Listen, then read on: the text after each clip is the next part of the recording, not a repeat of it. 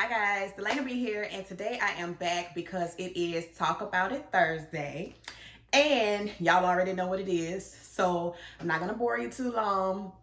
As you guys can see from the title of the video, we're gonna be talking about things that you should do, or 5 tips that you should, kind of take heed to when you're trying to buy a home. Um, I bought my house. Well, first, before we even jump into my story, if you are not subscribed to my channel, please go ahead and hit the subscribe button so you can be a part of the Unitribe. If you are not following me on social media, please go ahead and follow me on Facebook as well as Instagram. I will have it down in the description box below. And let's go ahead and let's just get started. Okay, so I purchased my home a year ago on the 26th of this month. So I will be a homeowner for 1 full year, September 26th of this month. So I just wanted to come on here really quick because my friend just purchased a house literally right around the corner from me. And it just kind of made me, you guys know I was supposed to do something totally different for Talk About It Thursday today. But since it's going on and it's fresh on my mind, because I've been kind of like with her as well, trying like step by step, helping her with little things and stuff like that since she was at the tail end of closing on her house. And I just wanted to come on here and give you guys some of my little trinkets as far as purchasing a home. So I've got like 5 little tips to just kind of help you guys along on your home buying journey. So the first tip, which I think is the most important tip, is to pray through the process. You should pray before you start, while you're starting, during your start, when you're done.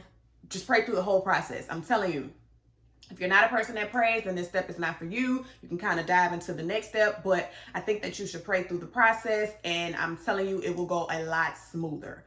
I prayed from the beginning to the end, all the way through, and I prayed through each and every, throughout each and every little step that I'm going to give you guys. I prayed before I started the step, during the step, and after the step. So it's going to be a lot of praying through this entire process.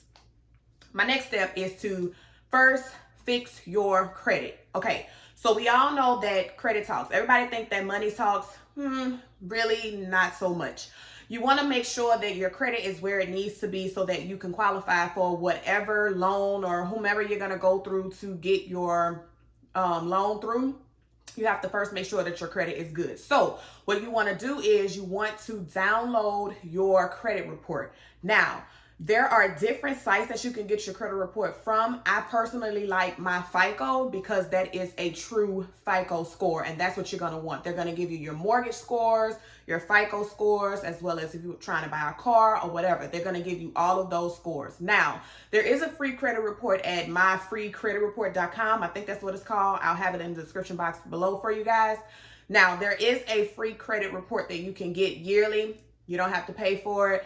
But there are credit reports that will give you a score, but it's a Vantage score. Like, I know a lot of people like to use like Credit Sesame, or I forget the one that the other one is called. Y'all know what I'm talking about. I'm gonna have to put it somewhere or whatever. But those are Vantage scores, guys. Those are not always your correct scores. Now, they can be higher than your score, they could be lower than your score, or they could be accurate. But it's just you getting what you get because it's free.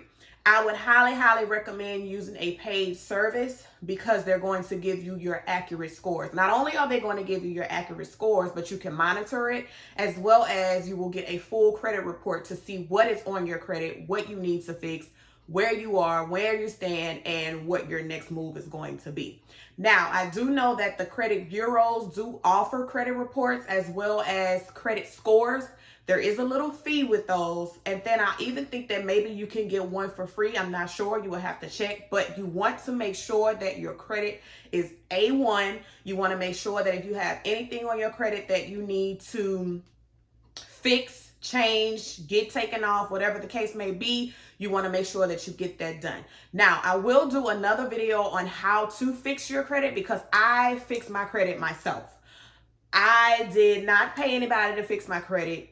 It took some time and it took a little bit of work. No, I lied. It took a lot of bit of work for me to fix my credit, but I fixed it. So I will be coming back with another detailed video on how you can fix your credit without having to pay anybody to do it for you.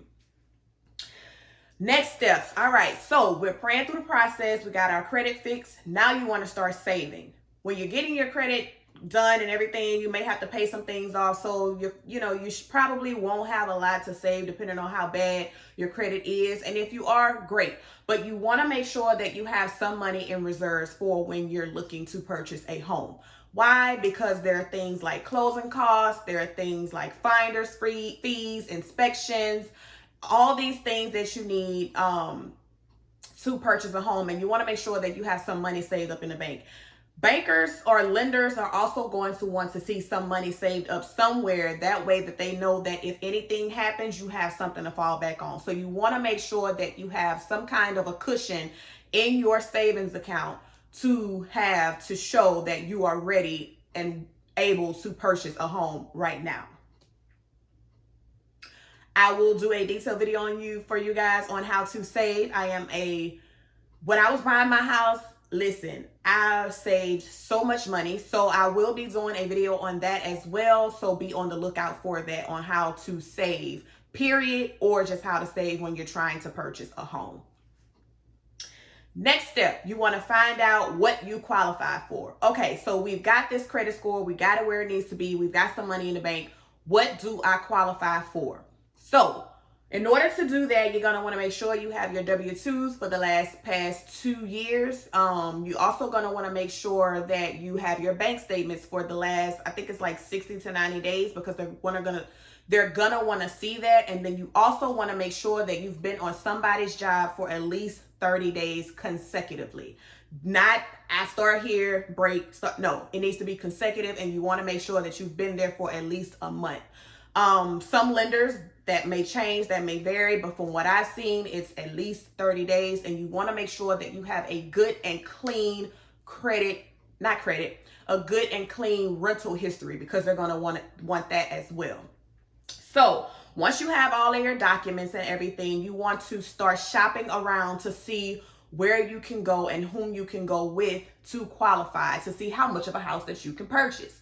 Now, you can go through your bank. You can go through, let's say you found a neighborhood that you like. You can go there. If it's a new build, like my neighborhood was a new construction. So I built my home from the ground up. I was able to actually use the lenders from the builders, which was actually a plus. But you wanna see where you can go. There's all these different agencies that you can go through. I went through the VA because I am a veteran. I was in the Navy, so therefore I was able to use the VA. You can go through HUD, you can go through the VA, you can go through, I'm trying to think of all the different programs. I'm not really familiar with all of the programs just because I just went straight to the VA. Like, that's what I know. And then I went to real estate school, and I don't even remember half of the stuff that I took on the test, but that's neither here nor there. I will have the different agencies that you can do. Oh, NACA is one as well. So I'll have the different agencies that you guys can go through, programs, whatever you want to call them, down in the description box. That'll kind of give you some options. But I would highly recommend, if you have a credit union, that you start with them first and see where their rates are, because they're pretty much, from what I've seen, they're more than likely going to approve you. Not only are they going to approve you, but it will be at a low rate because you are a member of that bank. Now, you want to make sure that the houses that you're looking for is within your budget. You don't want to, let's just say you go to the bank and they ask you, how much is the house that you're looking for? And you say, I don't know, let's just say $300,000, but you can afford that. And then they approve you for, let's just say, the $300,000. Don't go looking for a house for $300,000 if you can't afford that house. Does that make sense? So you want to see what you qualify for, absolutely, but you also want to break down your finances right now to see where you would be if you were to purchase a home, because you have to think about, there's so many things that go into home buying, when you're buying a house, you're talking about insurance, maintenance, HOAs, all of that good stuff. If you have that, plus anything that goes wrong in your house, if your house is not under a warranty, then you'll have to fix it yourself. So you want to make sure that you're looking at all of those factors when you're trying to figure out what you qualify for when you're purchasing your home. Next, you want to find a house or realtor. So you've gotten where you are, you know where you are as far as your budget goes, what you qualify for when you're purchasing your home. So now you need to find a house. Sometimes, depending on who you're going with, you may have to do this in reverse. You may have to find the house first, then go to your lender, bank, whomever, so that they can see what you're applying for or what you're requesting as far as borrowing, and if that house is worth that price. So depending on where you are and all that good stuff, you can kind of do this flip the steps. For me, I found a house first, and then I went to get qualified, because, well, actually I did it concurrently. I was doing both at the same time. So I was shopping around for rates, but I was also looking for homes at the same time. And it just so happened that when I came to the home that I'm in now, I was like, okay, let's just see what the lender has to, or what the builder has to offer, because they were doing a promotion. So you can just kind of see what works best for you. But find a house. So we're going to find a house, and if you have to, find a realtor. I did not go through a realtor per se. I found the house, everything, negotiated all of it on my own, but then I put my homeboy as my realtor, just so that, you know, he can get the perks of it, because, I mean, why not? I'm one of those people, I'll put you on if I can. And plus, I was going through real estate school at the time, so I was like, if I'm not going to get this sale, somebody that I know will. So you want to find a realtor to kind of help you navigate if this is new to you and it's overwhelming for you and you don't feel like you can do it on your own. Find you someone that you trust, someone that is knowledgeable, someone that knows what they are doing, and someone that has your best interest at heart. A lot of realtors, they're just looking to make a quick sale. They're looking to make some quick money, some quick cash. So you don't want someone that's just, hey, get this, get this, get this. No, you want someone that will take their time with you, that will answer all of your questions that you have, someone that will not get irritated with you, someone that will not be short-tempered with you, because buying a house is big. It's not anything that you want to rush into. So you want to make sure that all of your concerns are addressed, and you want to find someone that will be patient and is willing to walk through that journey with you, and is really going to give you what you need. Once you find your realtor, then you'll go and you'll find your house. Listen, get what you want, okay? If it's something that you're not willing to compromise on, or something that is a must-have, stick to it. Now, it may be a little bit hard to find, and it may take a little while longer, but don't get frustrated. If it's something that you truly want, get it. Do not just get something just because, oh, it's a starter house, or, you know, old people are telling you, oh, you should just get this, you know, because it's only your first house and you may not stay there. No, because what's going to happen is you're going to get into that house that you really didn't want, and it's like, I can deal with it for now. And then 6 months later, you're going to be like, you know what, I didn't really want this. And then you're going to be stuck, because once you buy a house, it's not as easy to just get out of it as it is if you were in an apartment or if you're renting or something like that. So be very specific in what you want, and make sure that you are taking your time when going through these houses. If you have to go through 10, 12 houses, do that. If you have to break it up, you know, within weekends or whatever, do that as well. This is another step that I probably should have put in after praying, but you want to have a plan, and in your plan you want to give yourself a timeline. Now, if you don't meet that timeline, great. If you do, great. No pressure, unless you have to be out of, let's just say, your apartment or something by a certain time frame. Then, you know, that's a little pressure. But I gave myself 2 years. When I moved where I purchased my house, I gave myself 2 years to kind of put my plan in motion, get everything together, buy a house. I met that goal, and I had like a week before my plan was up. My goal was to buy a house by my 30th birthday. I did it literally 1 week before my birthday. I closed the week before my birthday.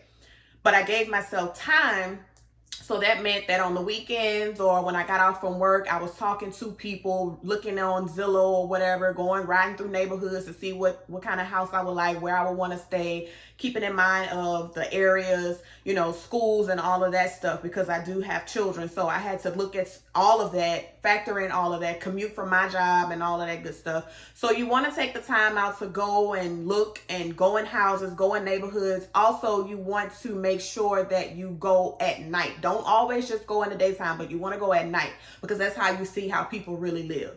You'll see if there's people outside at nighttime. Also, you want to go after a storm. You can see if how the land is. You'll see if it holds water. You'll see if it floods. You'll see a lot of things at nighttime that you can't always see in the daytime because people are at work during the daytime. So that's just a little tidbit when you're finding your house and everything, and it worked for me. So I would highly, highly recommend you guys do these things that I'm telling you, okay?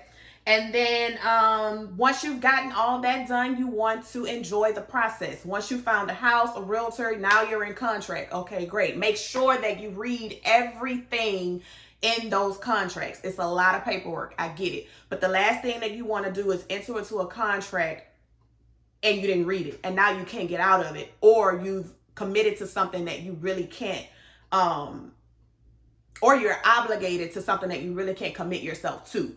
So you want to make sure that you literally read every single piece of paper. If someone gives you this and say, hey, all you have to do is sign it, I've seen this a million times. No, you haven't. This is your first time seeing it. It's not your millionth time seeing it. So read everything from the beginning, getting into the contract, everything. If they promising you certain things, make sure that it's all written in your contract, because I had an issue where they were promising me the builder would pay a certain amount in closing costs. Well, they didn't have that right amount in the contract. Had I signed it, I would have been held to that amount, and it was a lesser amount than what they originally said that they would give me. So make sure that you read everything, even when you're sitting at the closing table, because it's going to be a lot. It was like an hour worth of signing when I closed on my house. But make sure that when they're giving you all this paperwork, because it's going to come left and right, have someone there with you. Have your realtor with you. Have a family member there with you, or someone that you trust, and go through, take your time, read everything. If you have to read over it a couple of times, if you have to take a couple of days to read through this stuff, read through it. If they really have your best interest at heart, they will not rush you, and they will allow you the time needed to make sure that everything is in order and all your ducks are in a row. Once you're in contract, got all of that good stuff done, enjoy the process, okay? Buying a house is stressful enough, and it's a lot. It's a big deal. I think that buying homes is a really big deal, especially if you are young. So I want you to enjoy the process as best you can. That's why, a lot of people run into little hiccups and stuff. That's why you want to make sure everything is good on the front end, i.e. fixing your credit, making sure nothing is there, because that's usually the issues that people run into when they're buying a house. Something is wrong with the credit or the credit report, and something pops up and this, that, and the third. So make sure all of that is taken care of on the front end. Also, listen to your lender. If they tell you do not make any big purchases, don't make them. If they tell you don't transfer large amounts of money in or out of your account, don't do it. Listen to your lender, because if you don't, you will make this way more stressful than it needs to be. So yes, enjoy the process, enjoy your house, and within 30 to 45 days, you should have the keys to your house. You're going to be living your best life in your house, I want you to enjoy that, because it goes by so fast. Like, I literally was ready to move into my home 2 weeks, or actually close in my home 2 weeks after I sat down and did the initial pre-approval. And I was just waiting on my house to be built. I think I started in like June, really, really like narrowing it down, because I had to be out of my apartment by October 1. And mind you, I had to be out of my apartment September 29th, I think it was. And my birthday was October 3rd. So I gave myself time. I started in June. I think I went into contract in July.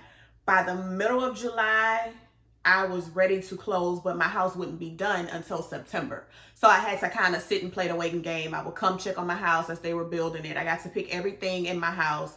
So I was able to enjoy that process. I had no hiccups, nothing. So, because I made sure that everything on the front end was good to go. So, make sure that everything is taken care of before you get to the end so that you won't have any issues. Don't just think you're going to jump into buying a house and you haven't done and made sure that everything is taken care of before you can get to that point, or you're going to hate the process. Okay? So, make sure you guys do that. All right, so that is my little quick tips on what you should do before you buy a house.